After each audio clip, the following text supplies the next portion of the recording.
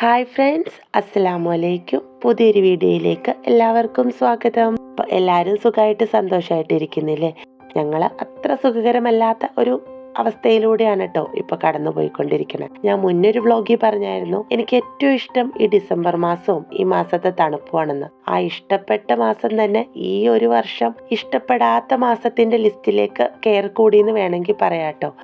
അതുപോലെയാണ് ഈ ഒരു മാസം തുടക്കം മുതൽക്ക് അസുഖങ്ങൾ കൊണ്ട് പൊറുതിമുട്ടിയ ഒരു മാസമായിരുന്നു എന്നും പറയാട്ടോ.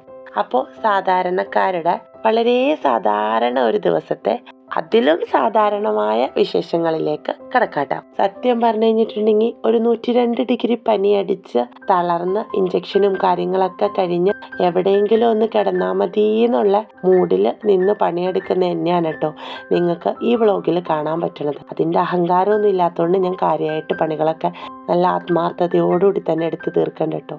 ആത്മാർത്ഥത കൊണ്ട് ഇഷ്ടം കൊണ്ടുള്ള ആത്മാർത്ഥതയൊന്നും അല്ല കേട്ടോ. വേറെ നിവർത്തിയില്ല, ആരുമില്ല. നമ്മുടെ ഡ്യൂട്ടികൾ നമ്മൾ തന്നെ ചെയ്യണം. അറ്റ്ലീസ്റ്റ് കുറച്ചൊക്കെ ഒന്ന് ഒതുക്കി വെച്ചില്ലെങ്കിൽ ഉണ്ടല്ലോ, പനിയൊക്കെ കഴിഞ്ഞ് എഴുന്നേൽക്കുമ്പോൾ ഈ വീട്ടിൽ നിന്ന് തന്നെ നമുക്ക് എവിടെയെങ്കിലും ഓട്ടി ഒളിക്കാൻ തോന്നും. അതുപോലെ ആകൂട്ടോ വീടും നമ്മുടെ പണികളും. അത്രയും വലിയൊരു റിസ്ക് എടുക്കാനുള്ള ആരോഗ്യസ്ഥിതി ഇപ്പൊ ഇല്ലാത്തതുകൊണ്ടാണ് പതുക്കെ ആണെങ്കിലും ഒരു പരിധി വരെ ഡ്യൂട്ടികളൊക്കെ ഒന്നങ്ങ് തീർത്ത് വെക്കണം. ഇന്നിപ്പോ സൺഡേ ആയതുകൊണ്ട് എന്തെങ്കിലുമൊക്കെ ഒരു സ്പെഷ്യല് ഉണ്ടാക്കണമെന്ന് ഒരു നിർബന്ധം ഉണ്ടല്ലോ, ആർക്കും അല്ല കേട്ടോ, എനിക്ക്. അതുകൊണ്ട് തന്നെ എളുപ്പത്തിൽ ഉണ്ടാക്കാൻ പറ്റുന്ന ഒരു കുക്കർ തേങ്ങാച്ചോറും പിന്നെ കുറച്ച് ബീഫ് വാങ്ങിയിട്ടുണ്ടായി, അതും ഒന്നങ്ങ് റെഡിയാക്കി എടുത്തു കേട്ടോ. തേങ്ങാച്ചോറ് ഉണ്ടാക്കാൻ നിന്നപ്പോഴത്തേനും കട്ടയ്ക്ക് തോളിൽ കയറി കൂടിയിട്ടുണ്ട് കേട്ടോ കുഞ്ഞിപ്പെണ്ണിന്റെ ഊഴം കഴിയുമ്പോഴത്തേനും കുഞ്ഞിച്ചെറുക്കനും. മൊത്തത്തിൽ എല്ലാവർക്കും പനിയും നീർക്കെട്ടും ചുമയും ജലദോഷവും ഒക്കെ ആയതുകൊണ്ട് തന്നെ വാശിയുടെ കാര്യത്തിൽ മക്കൾ ഒട്ടും പുറകിലല്ല കേട്ടോ. പിന്നെ എന്ത് ചെയ്യാനാ, അധികം കരയിക്കും തോറും അസുഖത്തിന്റെ അളവ് കൂടി വരണോണ്ട് പിന്നെ എൻ്റെ വയ്യായികൾ കണക്കിലെടുക്കാതെ അവളെ എടുത്ത് നിന്നോണ്ടായിട്ടോ ബാക്കി ജോലികൾ. അത് മിക്കപ്പോഴും ഇങ്ങനെയൊക്കെ തന്നെയാണ് കേട്ടോ അവസ്ഥ. ഞാൻ ഈ വ്ളോഗ് നാളെ ആവട്ടെ എന്നുള്ള രീതിയിൽ മാറ്റി വെച്ച് ഇനിയിപ്പോൾ എന്തായാലും വർഷം കഴിഞ്ഞു പോകുന്നുള്ളതുകൊണ്ടാണ് കേട്ടോ ഇന്നിപ്പോൾ ഇതങ്ങ് വോയിസ് ഓവറൊക്കെ കൊടുത്ത് അപ്ലോഡ് ആക്കാമെന്ന് വിചാരിച്ചു. അങ്ങനെ എത്ര പെട്ടെന്നാണല്ലേ 2025 തീരാൻ പോകുന്നത്. സത്യം പറഞ്ഞാൽ ഈ 2 വർഷങ്ങളായിട്ട് അത്ര സുഖകരമല്ലാത്ത വർഷങ്ങളാണെന്ന് വേണമെങ്കിൽ പറയാട്ടോ. 2024-25 വർഷം എടുത്തു കഴിഞ്ഞാൽ ആകപ്പാടെ ഒരു സന്തോഷം എന്ന് പറയാനുള്ളത് എൻ്റെ ഈ 2 കുട്ടിമണീസ് ഞങ്ങൾക്ക് കിട്ടിയതാണ് കേട്ടോ. ഒരുപാട് പ്രതിസന്ധികളും കടമ്പകളും ഒക്കെ അതിജീവിച്ച് ഞങ്ങളുടെ കയ്യിലേക്ക് കിട്ടിയ ആകപ്പാടെ ഉള്ള ഒരു സന്തോഷമാണ് കേട്ടോ ഈ എൻ്റെ ജമ്പലും തുമ്പലും. ഓരോരോ കഷ്ടപ്പാടുകൾ മൊത്തത്തിൽ എന്താ പറയുക, കൊട്ടേഷൻ എടുത്ത ഒരു വർഷം എന്ന് വേണമെങ്കിൽ പറയാട്ടോ ഈ 2025. 24-നേക്കാളും ഒരു പടി മുകളിൽ നിൽക്കും 25. സത്യം പറഞ്ഞ കൊറോണ സമയത്ത് പോലും ഇത്രയും ഒരു മോശം അവസ്ഥ ഞങ്ങൾക്ക് ഉണ്ടായിട്ടില്ല കേട്ടോ. അതുപോലെയായിരുന്നു ഈ 24-ഉം 25-ഉം. ഇനി 26 അങ്ങനെയല്ല കേട്ടോ, അടിപൊളി വർഷമായിരിക്കുന്നു. ഞാൻ ഭയങ്കരമായിട്ട് ആഗ്രഹിച്ച് ആശ്വസിച്ചിരിക്കണ ഒരു വർഷമാണ്. എപ്പോഴും നമുക്ക് കഷ്ടതകളും ദുരിതങ്ങളും അല്ലല്ലോ, ഇടയ്ക്കൊരു സന്തോഷങ്ങളും ഉണ്ടാകുമല്ലോ. അപ്പോൾ ഇൻഷാ അല്ലാഹ് 2026 സന്തോഷത്തിൻ്റെ വർഷമാകട്ടെ, എനിക്ക് മാത്രമല്ല എല്ലാവർക്കും. അപ്പോൾ എല്ലാവരുടെയും 2025 എങ്ങനെ ഉണ്ടായിരുന്നു എന്ന് കമൻറ്റ് ചെയ്യാൻ മറക്കരുത് കേട്ടോ. സന്തോഷമായാലും സങ്കടമായാലും നിങ്ങളത് എഴുതി അറിയിക്കണം കേട്ടോ. ഇന്നിപ്പോൾ മക്കൾസിന് നീർക്കെട്ടും കാര്യങ്ങളൊക്കെ ഒന്നങ്ങ് കുറഞ്ഞു തുടങ്ങിയിട്ടുണ്ട്. അപ്പോൾ വെക്കേഷനായിട്ട് എവിടെയും പോയിട്ടില്ല, മദ്രസയും കാര്യങ്ങളൊക്കെ അവധിയാണ്. അപ്പോൾ ഈ മൺഡേ മുതൽക്ക് മദ്രസ റീഓപ്പൺ ചെയ്യും കേട്ടോ. അതിനു മുമ്പ് അവരെയും കൊണ്ട് ജസ്റ്റ് ഒന്ന് പുറത്ത് പോയി പോരണമെന്നുള്ള ആഗ്രഹത്തിലാണ് കേട്ടോ തകൃതിയായിട്ട് അടുക്കള ജോലികളൊക്കെ ഒന്നങ്ങ് ഒതുക്കി വെക്കണത്. തൊണ്ട ഇതുവരെ ശരിയാവാത്തതുകൊണ്ടാണ് വോയിസിന് ചെറിയ പ്രോബ്ലവും കാര്യങ്ങളൊക്കെ ഉണ്ടാകും കേട്ടോ. അതൊക്കെ എല്ലാവരും ഒന്നങ്ങ് ക്ഷമിക്കണേ. എന്തായാലും നീർക്കെട്ട് ഒക്കെ ഉള്ള സമയത്ത് പോകാൻ പറ്റിയത് കടൽ തീരമാണെന്നാണ് കേട്ടോ എൻ്റെ ഇക്കാടെ ഒരു കണ്ടുപിടുത്തം. അതൊരു പരിധി വരെ ശരിയാണ്. ഉപ്പ് കാറ്റേറ്റ് കുറച്ചു നേരം അവിടെ നിന്ന് കഴിയുമ്പോഴത്തേനും നമുക്ക് ജലദോഷമാണെങ്കിലും ചുമയൊക്കെ ആണെങ്കിലും നല്ലൊരു ആശ്വാസം ഉണ്ട് കേട്ടോ. ഞങ്ങൾക്ക് അനുഭവമുണ്ട്. അപ്പോൾ ഇന്ന് എന്തായാലും മക്കളെയൊക്കെ പറക്കിക്കൂട്ടി കടൽ കാണാൻ പോകാമെന്ന് തന്നെ വെച്ചു കേട്ടോ. അപ്പോൾ കടൽ കാണാൻ പോയിട്ട് കാര്യമില്ലല്ലോ, നമ്മുടെ പണികളൊന്നും പെൻഡിങ് ഇട്ടാൽ തിരിച്ചു വരുമ്പോൾ ഇരട്ടി പണിയാവുന്നതുകൊണ്ട് എൻ്റെ ഡ്യൂട്ടികൾ ഓരോന്നായിട്ട് പറ്റും പോലെ തീർത്തു വെക്കുന്നുണ്ട് കേട്ടോ. ഏകദേശം അകത്ത് പണിയും കാര്യങ്ങളൊക്കെ കഴിഞ്ഞ് കഴിഞ്ഞപ്പോൾ നേരത്തെ പുറത്തേക്ക് ഇറങ്ങിയിട്ടുണ്ട് കേട്ടോ. പുറത്ത് ഇനി തുണി വിരിച്ചിടലും അടിക്കലും വാരലും ഒക്കെ കഴിഞ്ഞ് കുളിച്ച് ഭക്ഷണവും കഴിച്ചിട്ട് വേണേ പോകാനുള്ള ഒരുക്കം നോക്കാനായിട്ട്. അപ്പോൾ കഴിഞ്ഞ ദിവസം ഞങ്ങളുടെ സാറ് ഒരു ക്ലാസ് എടുത്തിട്ടുണ്ടായിട്ട്. അപ്പോൾ ആ ക്ലാസ്സിൽ സാറ് പറഞ്ഞ ഒരു കാര്യം ഭയങ്കരമായിട്ട് എൻ്റെ മനസ്സിനെ ഇങ്ങനെ എന്താ പറയുക ചിന്തിപ്പിച്ച ഒരു കാര്യം എന്ന് വേണമെങ്കിൽ പറയാം കേട്ടോ. നമ്മളൊക്കെ ഈ സാധാ വീട്ടമ്മമാർ എപ്പോഴും വീട്, ഹസ്ബൻഡ്, കുട്ടികൾ, എന്ത് കുക്ക് ചെയ്യണം, അല്ലെങ്കിൽ അവരെ സ്കൂളിൽ വരണം, തുണി അലക്കണം, വീട് ക്ലീൻ ചെയ്യണം, പാത്രം കഴുകണം, ഇതൊക്കെ തന്നെയായിരിക്കും ഒരു ദിവസം തുടക്കം മുതൽ ഒടുക്കം വരെയുള്ള നമ്മുടെ ഡ്യൂട്ടികൾ. രാവിലെ എഴുന്നേൽക്കുന്നു, എന്നും ഒരേ ജോലികൾ, രാത്രി കിടന്നുറങ്ങുന്നു, പിറ്റേന്ന് രാവിലെ എഴുന്നേൽക്കുന്നു, അതുപോലെ തന്നെ ഇതിങ്ങനെ കണ്ടിന്യൂസ് ആയിട്ട് ഒരു റുട്ടീനായിട്ട് ഇങ്ങനെ പോയിക്കൊണ്ടിരിക്കുമായിരിക്കുമല്ലോ. ഇതിനിടയ്ക്ക് മിക്കപ്പോഴും നമുക്കിടെ ബ്രെയിനിന് വലിയ കാര്യമായിട്ടുള്ള പണികളൊന്നുമില്ല. സത്യത്തിൽ സാറത് പറഞ്ഞപ്പോഴാണ് കേട്ടോ ഞാനും ഓർത്തത്. ഒരുപാട് കഴിവുകളുള്ളവരായിരിക്കും നമ്മളെപ്പോലെ ഈ വീട്ടിലിരിക്കുന്ന മിക്ക വീട്ടമ്മമാരും.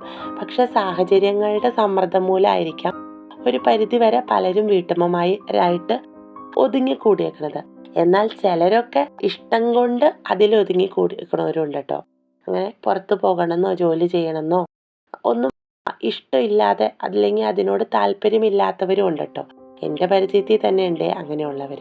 ഇങ്ങനെ വെറുതെ വീട്ടിലിരുന്ന് സത്യം പറഞ്ഞാൽ നമ്മുടെയൊക്കെ ചിന്തകൾ പോണത് വേറെ ലെവലിലായിരിക്കും കേട്ടോ. ഒരു ഉദാഹരണം ഞാൻ പറയാം, എന്നെ സംബന്ധിക്കണം. ഇപ്പോൾ എന്നോട് ഒരാൾ വന്നിട്ട് ചോദിക്കുകയാണ്, നിനക്ക് പടം വരയ്ക്കാൻ അറിയുമോ എന്ന് ചോദിച്ചാൽ അറിയാം. നീ വരയ്ക്കോ? ഇല്ല. ഡാൻസ് കളിക്കാൻ അറിയാവോ? അറിയാം. നീ ഡാൻസ് കളിക്കോ? ഇല്ല. നിനക്ക് പാട്ട് പാടാൻ അറിയാവോ? അറിയാം. പാട്ട് പാടോ? ഇല്ല. ആ ഒരു ലെവലിലാണ് കേട്ടോ ഇപ്പം നമ്മുടെ മെൻ്റൽ സ്റ്റേറ്റ് നിൽക്കണത്. നമ്മുടെ ബ്രെയിൻ അധികം വർക്ക് ചെയ്യാണ്ടിരിക്കുന്ന സമയത്ത് നമ്മളെ നിയന്ത്രിക്കുന്നത് മിക്കപ്പോഴും നമ്മുടെ ഇമോഷൻസ് ആയിരിക്കൂലേ. അതുകൊണ്ടായിരിക്കാം ഒരു പരിധി വരെ നമ്മുടെ ഇമോഷൻസിനെ നമുക്ക് കൺട്രോളിൽ നിർത്താൻ പറ്റാത്തത്. എനിക്ക് എപ്പോഴും തോന്നിയിട്ടുണ്ട് കേട്ടോ. അതിപ്പോൾ സങ്കടമായാലും സന്തോഷമായാലും ദേഷ്യമായാലും പുറത്തേക്ക് വരുമ്പോൾ അതൊരു ഭയങ്കര എഫക്റ്റിലായിരിക്കും കേട്ടോ പുറത്ത് വന്നത്. നമുക്ക് ഒരു നിമിഷം നമ്മുടെ കൺട്രോളിൽ നിന്ന് പോകണ രീതിയിൽ പുറത്തേക്ക് വരുന്നതായിട്ട് എനിക്ക് പലപ്പോഴും ഫീൽ ചെയ്തിട്ടുണ്ട് കേട്ടോ. അങ്ങനെ ആരെങ്കിലൊക്കെ ഉണ്ടോയെന്ന് ഒന്ന് പറയണേ. അതോ ഇനി എനിക്ക് മാത്രമുള്ള തോന്നലുകളാണോ എന്ന് അറിയാൻ. നമ്മുടെ സാഹചര്യങ്ങൾക്കനുസരിച്ച് അതിൽ വ്യത്യാസങ്ങളും വരാട്ടോ. പിന്നെ ഒറ്റയ്ക്ക് ഒരു സഹായം ഇല്ലാതെ കുഞ്ഞുമക്കളെയും കൊണ്ടൊക്കെ നിൽക്കുമ്പോൾ നമുക്കിടെ ഒരു ഇമോഷൻസിന്റെ പുറന്തള്ളൽ എന്തോരം ഉണ്ടെന്ന് ചുമ്മാ ചിന്തിക്കാലോ അല്ലേ. എങ്കിലും ഞാനിപ്പോൾ ഒരു പരിധി വരെയൊക്കെ കൺട്രോൾ ചെയ്യാൻ ശ്രമിക്കാറുണ്ട് കേട്ടോ. എൻ്റെതായ ഇഷ്ടങ്ങളിലേക്ക് കുറച്ചൊക്കെ എന്നെ തിരിച്ചു വിട്ട് തുടങ്ങിയപ്പോൾ എൻ്റെ ഇമോഷൻസിനെ ഒരു പരിധിവരെ എൻ്റെ കൺട്രോളിൽ കൊണ്ടുവരാനായിട്ട് സാധിച്ചിട്ടുണ്ടെന്ന് ഞാൻ വിശ്വസിക്കണം. ഞാനല്ലല്ലോ അത് പറയണ്ടല്ലേ, നമ്മളെ ചുറ്റുമുള്ളവരൊക്കെ അല്ലേ. എന്തൊക്കെയായാലും അങ്ങനെ പിന്നെ തകൃതിയായിട്ടുള്ള അടിക്കലും തൂക്കലും തുടയ്ക്കലും വാരലൊക്കെ കഴിച്ചിട്ടുണ്ട് കേട്ടോ. സത്യത്തിൽ ഇന്നിത് 2ാമത്തെ അടിക്കലാണ് കേട്ടോ. എത്രയൊക്കെ അടിച്ചാലും മക്കൾസ് വീട്ടിലിരിക്കുന്ന ദിവസം എപ്പോഴും ഇതുപോലെയൊക്കെ തന്നെയായിരിക്കും കേട്ടോ. പൂരപ്പറമ്പെന്ന് പറയുന്ന ഒരവസ്ഥയാണെന്ന് പറയാം. ഇനിയിപ്പോൾ ക്രിസ്മസ് വെക്കേഷനും കാര്യങ്ങളുമായിട്ട് 10 ദിവസത്തിന് 12-13 ദിവസം ഇത്തവണ അവധിയുണ്ട്. അടിച്ചു വാരുന്നതിൻ്റെ ഇടയ്ക്ക് ട്രിപ്പ് പോണതിനെ കുറിച്ച് ഒന്നും രണ്ടും പറഞ്ഞ് ഇക്കാട്ടടുത്ത് ഓരോ തർക്കങ്ങളും കാര്യങ്ങളൊക്കെ നടക്കുന്നുണ്ട് കേട്ടോ. സഭയിലേക്ക് പോണ ഓരോ ട്രിപ്പും നീ സ്റ്റാറ്റസ് ആക്കിക്കോളാൻ ഇക്ക തമാശയ്ക്ക് പറഞ്ഞതിൻ്റെ എക്സ്പ്രഷനാണ് കേട്ടോ നിങ്ങളീ കാണുന്നത്. ലാസ്റ്റ് ഹാപ്പി ഹസ്ബൻഡ്സിലെ സലീം കുമാറിൻ്റെ അവസ്ഥയാകും എൻ്റെ എന്നുള്ള ഒരു പേടി എനിക്കിപ്പോഴേ ഇല്ലായിക്കില്ല. അതുപോലെയൊക്കെയാണ് ഇപ്പോൾ കാര്യങ്ങളുടെ പോക്കട്ടോ. പക്ഷെ എത്രയൊക്കെ കുസൃതികളും കാര്യങ്ങളുണ്ടെങ്കിലും ഇനി സ്കൂള് തുറന്ന് അവരങ്ങ് പോയി കഴിയുമ്പോൾ സത്യം പറഞ്ഞാൽ വീട് ഉറങ്ങും കേട്ടോ. അപ്പോൾ ഒരു സങ്കടമൊക്കെ ഉണ്ട്.